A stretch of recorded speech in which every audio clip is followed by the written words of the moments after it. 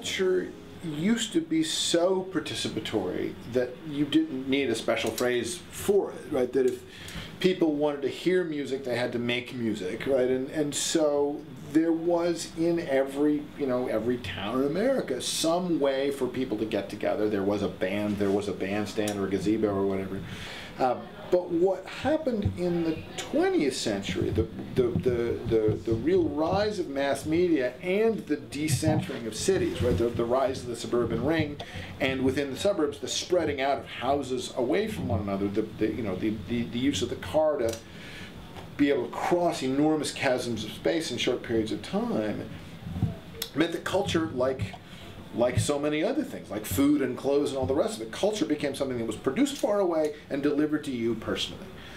So what the mail order catalog did for the gingham dress, the television did for, performance. If you wanted to listen to music, you could turn on the radio, you could turn on Ed Sullivan and so forth. And we got so used to that when participatory culture came back, we needed a word or a phrase like participatory culture to describe it. We said, what is going on that people are getting together and doing these things, right? Whether you're looking at people, building Legos, but then sort of sharing recipes online, or you're looking at people sort of staging, meetups, flash mobs, but places where you get them out of their homes, away from their keyboards, down into real space and talking to each other. That was a surprise. And I think it was partly a surprise because people had looked at the internet, including me in the 90s. People had looked at the internet as yet another turn of the screw, right? The television had isolated and atomized, and that in physical ways, and that the internet was going to be even more of that it was not socially atomizing, you and I could talk online, but there would be even more physically atomizing. The rhetoric in the 90s was, anybody can live anywhere and do their work, so everyone's going to want to move to a mountain next to a lovely flowing stream or whatever. And it turned out exactly the opposite happened. That when anybody can live anywhere, people turned out to want to live in cities. Right? And so cities have gotten bigger, not smaller, with the rise of the internet. And it's partly because when you give people the freedom to do what they want to do, a lot of what they want to do is to be around each other. And so this shift in what the internet meant was that if everybody's connected, then the internet isn't an alternative to real life. It's an augmentation for it. It's a dashboard for it.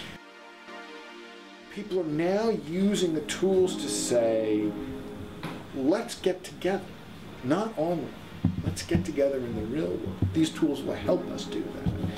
And the kinds of cultural events you see people inventing now assume that getting up out of your chair, getting away from the screen, getting away from the keyboard isn't just possible, but desirable. The idea behind cognitive surplus is really an answer to the question, what is Wikipedia made of? Right? So on some level, it's made of words and images. That's pretty obvious when you go there. But it's not made of words and images in the same way that, say, Encyclopedia Britannica is.